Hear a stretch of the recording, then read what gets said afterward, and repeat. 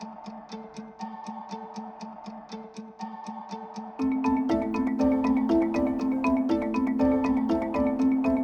have an induction process for all staff and volunteers that makes all staff aware of the kinds of issues, because we have some unique ones here that may present themselves. It makes sure that everybody has that kind of baseline grounding, that everyone has a shared language around things to do with child safety and child protection, which is really important. Promoting ongoing training and continual education ensures that people who work with children can improve their skills and build their abilities to keep children safe. Child-safe organisations aim to build the skills, abilities and confidence of their staff to recognise and respond to both unsafe people and unsafe environments.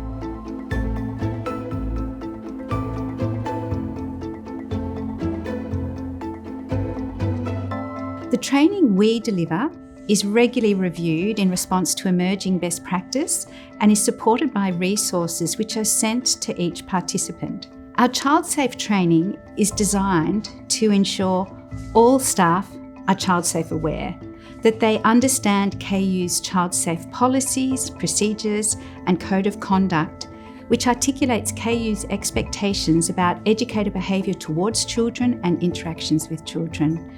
It's designed to ensure staff have the skills, ability and confidence to keep children safe. Training we run, it's promoting these two components. One is online, so they have a space for their self-learning. The other is then we meet face-to-face, or during the COVID time, we do this through the Zoom.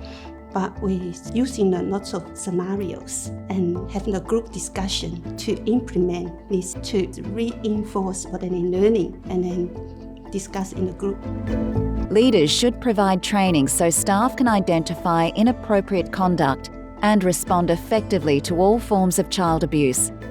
A culture of continuous improvement can help staff knowledge and practice stay up to date.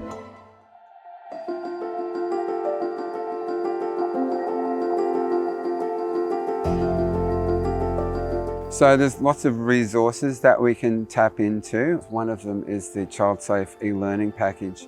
I've got my educators to go through that when we started to learn about the Child Safe standards. And it's a great resource, quite comprehensive and a little bit heavy going because it broaches subjects that we really don't like to think about in child abuse and neglect. However, it's something that we really need to be aware of. At Peak Training, one of our key goals is to make sure that our students are entering the industry with high quality employability skills. And that includes understanding how to respond to children and young people at risk. We also like to refer them on to resources that are out there that are being published and released all the time. And this is something that they can take with them for future professional practice. The training that Council encourages us to participate in and on occasion requires us to participate in is for staff and volunteers. I think it's a continuous improvement approach, and the learning and development arm of Council is able to provide those opportunities for us. So how do you know if you're meeting Standard 7? Ask yourself these questions in relation to how you equip your staff with knowledge and skills.